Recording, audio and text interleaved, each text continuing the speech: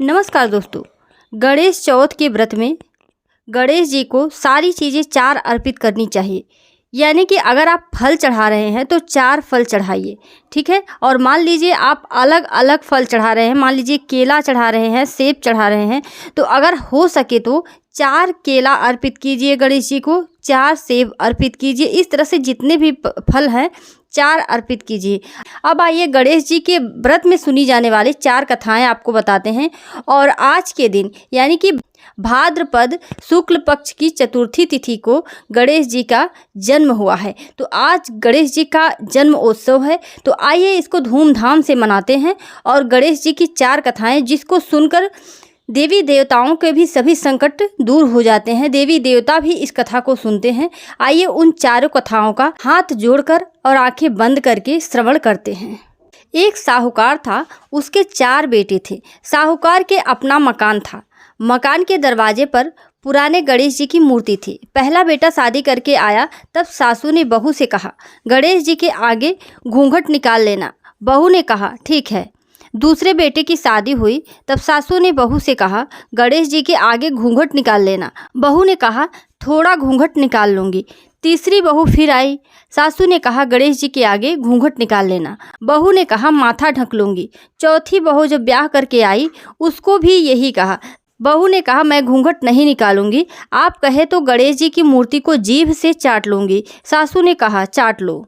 छोटी बहू जैसे ही चाटने के लिए जीभ मूर्ति के लगाई, जीभ गणेश जी की मूर्ति में चिपक गई। तब बहू घबराई और हाथ जोड़कर सबको संकेत कर समझाने लगी एवं गणेश जी से प्रार्थना करने लगी कि मैं घूंघट निकाल लूँगी। सासू गणेश जी को हाथ जोड़कर बोली कि बहू का अपराध क्षमा करो, अब वह गलती नहीं करेगी। गणेश जी ने प्रार्थना सुनकर बहू को जीभ निकालने को कहा। इतने में जीभ छूट गई। गणेश जी महाराज जिस प्रकार उसका अपराध क्षमा किया, वैसा ही सबका करना। कहानी कहने वाले, सुनने वाले और हुंकारा देने वाले सबके अपराध को क्षमा करना। गणेश जी की दूसरी कथा।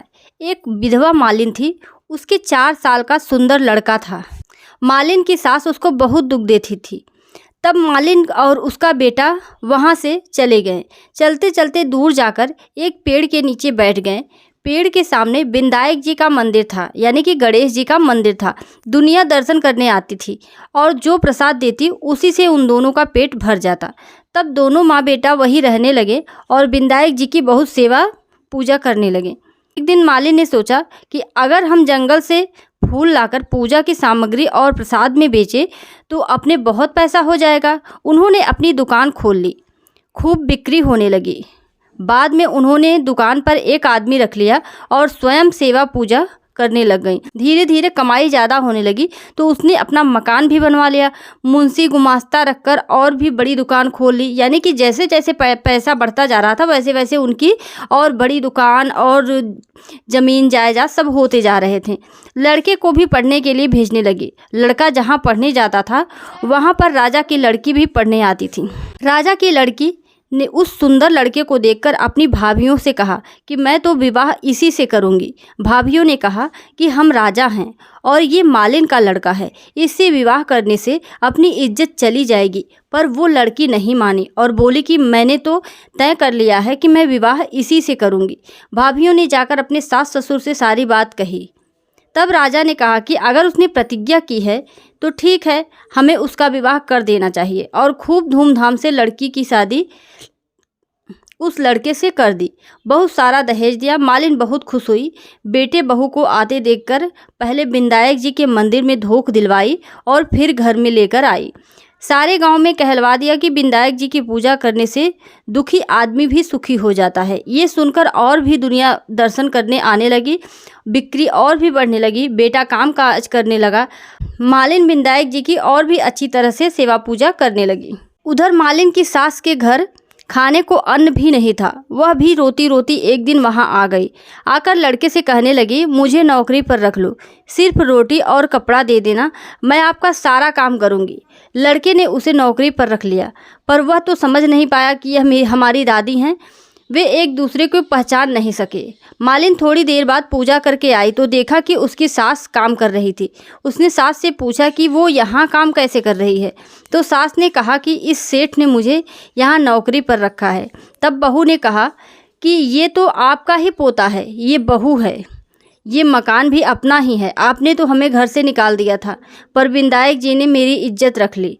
सास बहुत शर्मिंदा हुई और कहने लगी कि मैंने अपनी करनी का फल भोग लिया। बहू ने सास से कहा कि अब आप यहीं रहिए और पोते का सुख भोगिए। सास वहीं रहने लगी। हे विनायक जी महाराज, जैसे मालिन और उसके बेटे की इज्जत रखी, वैसे ही सबकी रखना, कि जैसा धन सबको देना, सुनने वाले, हुंकारा भरने वाले, अरे सारे परिवार को देना।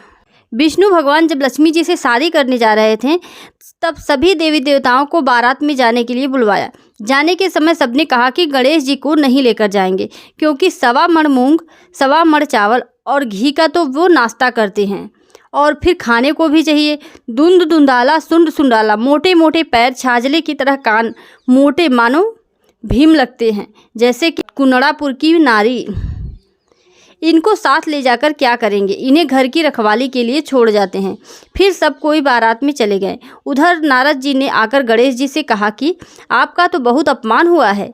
उन्होंने सोचा कि अगर आप बारात में उनके साथ जाएंगे तो बारात बुरी लगेगी, इसलिए आपको यहीं छोड़कर चले गए। तब गणेश जी ने चूहे को आज्ञा दी कि वह सारी धरती को खोखली कर दे। तब सारी धरती खोखली हो गई। रथ का पहिया जमीन में धंस गया। सब देवता उसे निकालने लगे, पर पहिया नहीं निकला।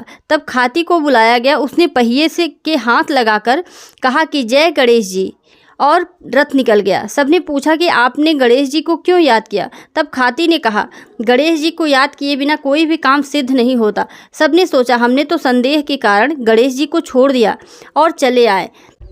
तब सब कोई गणेश जी को बुलाने गए। पहले तो गणेश जी के साथ रिद्धि सिद्धि का विवाह किया, फिर भगवान विष्णु के साथ लक्ष्मी जी का विवाह हुआ। हे गणेश जी महाराज, जैसे भगवान का काम पूर्ण किया, वैसा ही सबका करना। कहने वाले, सुनने वाले, हुंकारा भरने वाले, सभी की कामनाओं को पूर्ण करना। गणेश जी की चौथी कथा। एक मेढक और मेढकी थे। दोनों तालाब की पाल पर रहते थे। मेढकी सुबह होते ही सटक विनायक करती और विनायक जी की कहानी कहती, विनायक जी का ध्यान करती। मेढक यह सुनकर बोलता कि रोज सुबह तुम पराये पुरुष का नाम क्यों लेती हो, सुबह सुबह मेरा माथा खाती हो। अगर मेरे सामने दोबारा नाम लोगी तो मोगरी से सिर फोड़ दूंगा। मेढकी बोली, आप ऐसे क्यों बोलते हो, कभी तो विनायक जी अपनी सहायता करेंगे। मेढक कहता है कि वे अपने जानवरों की क्या सहायता करेंगे। मेढकी ने नाम स्मरण बंद कर दिया। विनायक जी ने माया फेरी। एक दिन राजा की धोबिन आई, कपड़े धोने लगी तथा हांडी में भरा पानी तथा उसी में मेढक मेढकी आ गए। तत्पश्चात 3 पत्थर रखकर नीचे से आग लगाकर हांडी रख दी। पानी गर्म होने लगा। दोनों खदबद सीझने लगे। मेढक बोला, मेढकी बहुत कष्ट हो रहा है। तुम रोज विनायक जी को याद करती थी। अगर आज विनायक जी सहायता करेंगे तो मैं भी सच्चा मानूंगा। तुम्हारे उस विनायक जी को अब सुमिरन करो, नहीं तो हम दोनों ही मर जाएंगे। मेढकी ने विनायक जी को याद करना शुरू कर दिया। मेढकी 6 बार सटक विनायक बोली। विनायक जी बैल का रूप धारण करके आए तथा 2 बैलों ने लड़ते लड़ते हांडी को पैर से टक्कर मार दी। हांडी फूट गई। डांडो टूट्यो, हाड़ो फूट्यो, मेढक मेढकी को संकट टूट्यो। मेढकी बोली, देखो अपनी सहायता विनायक जी ने की है ना। मेढक इस बात को मान गया और उस दिन से वह भी सटक विनायक करने लगा। हे विनायक जी महाराज, जिस तरह से उनकी सहायता की वैसे सबकी सहायता करना। खोटी की खरी, अधूरी की पूरी। बोलिए गणेश जी महाराज की जय। तो हम लोगों ने इस वीडियो में 4 कथाएं गणेश जी की सुन ली हैं। गणेश भगवान आपकी सभी मनोकामनाएं पूर्ण करे।